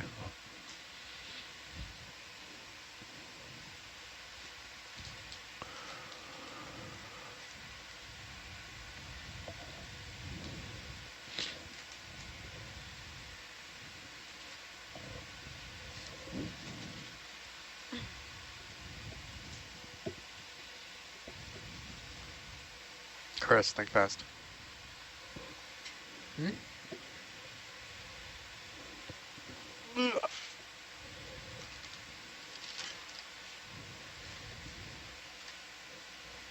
Let's zoom fish.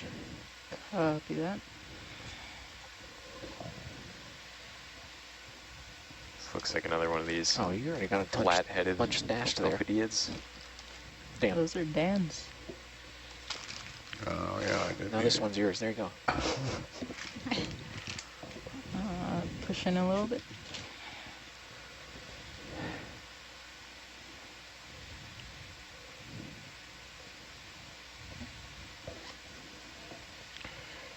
Can you move the nav screen down just a bit, Chris, so I can see the snail trail on the ship?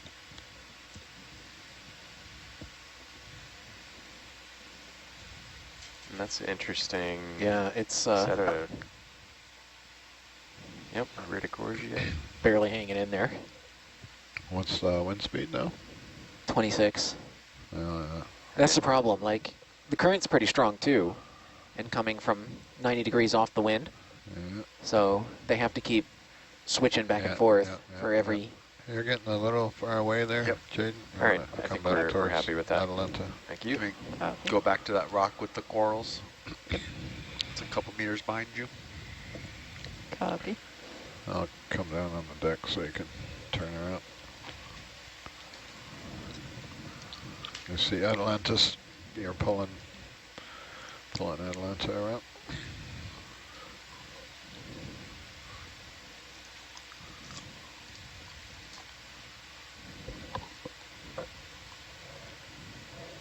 So we're hanging out here in the sand for the moment while a squall line moves through. The wind's kicked up quite a bit outside again. Why don't you turn all the way around and come under Atalanta? We'll start there. Copy.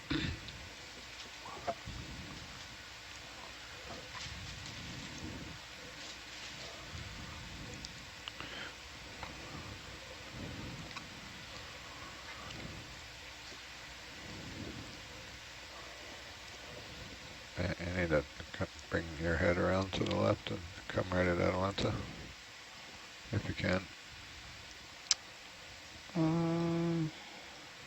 Struggling a little bit to change thing. Hold on, I'll go tail to tail here.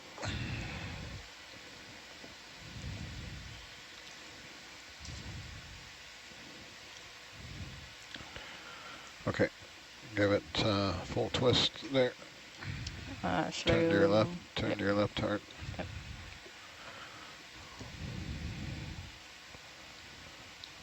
It's coming the right way, so you're gonna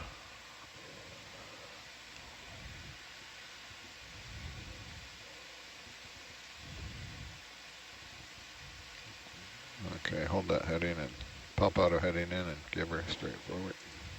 Copy.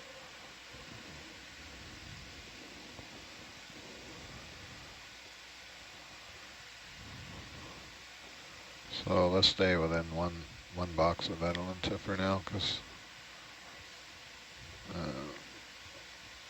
we could be doing a knot here really quick. Chris, can you reset that DBL for us? It should be pretty close. I just did. No, okay. We're at the other end. For some reason, it keeps losing lock. It feels like that shouldn't be the case on this. You would think. Then I'm going to come up and we'll do some tether management there. So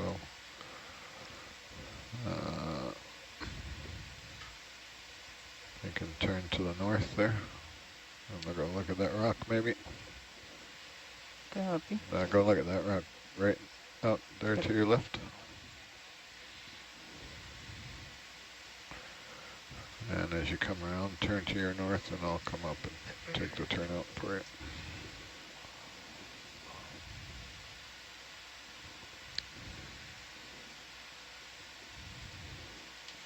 Cool stuff here to look at. Seems like the ship's getting back in order.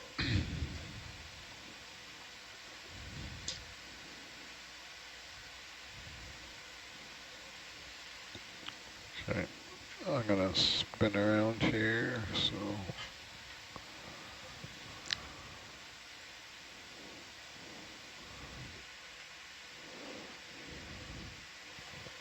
Am I going the right way? Do you want to zoom on anything? If you're open for requests to fish, please. Yep. You could push in video.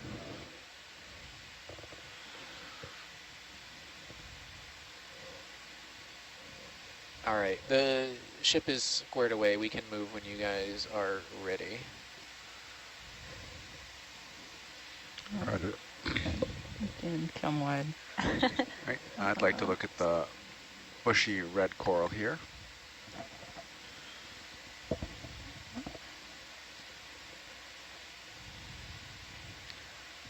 So we got a couple metallogorgias. And then some type of black coral here. And a solitary hydroid.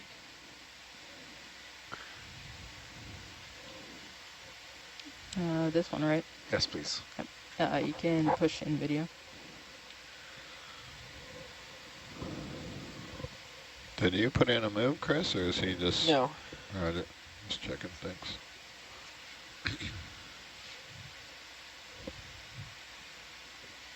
So, all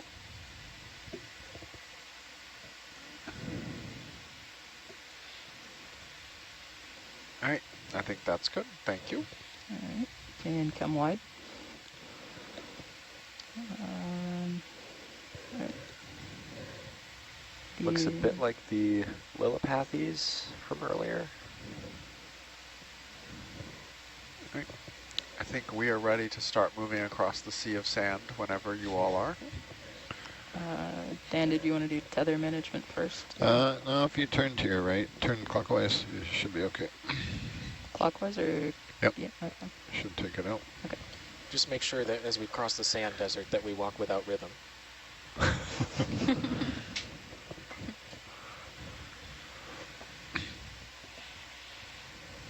We'll stay in that one box for now and just see how the ship does. Copy. All right, you ready to roll? Yep, I think Jade's ready. Yep. Bridge nav 30130.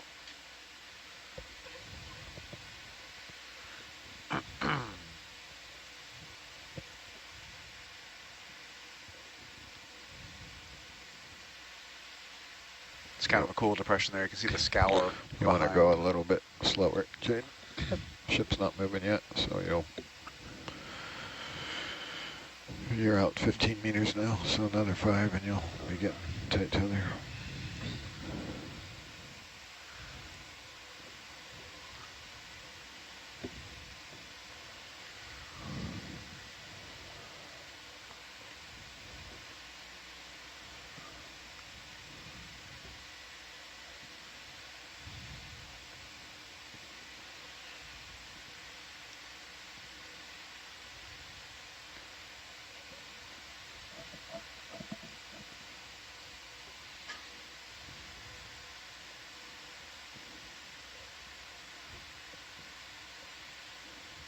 kind of exciting that we're going to be going up now, huh?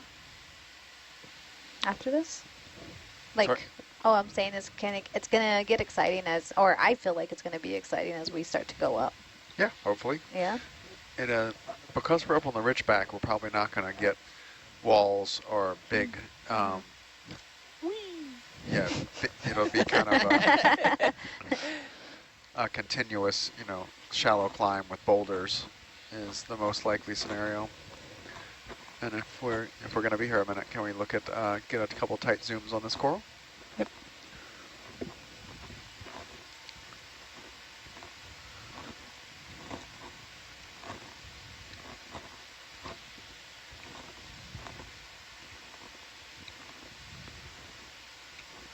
Looks like another homolid decorator crab. Curious to see what it's fashion holding is it? this time. What's in vogue on this side of the mountain? Turn your joy gauge down to about Little sea star there. 60, 70 there. Be less likely to get those. That was from your horizontal. You can push in video.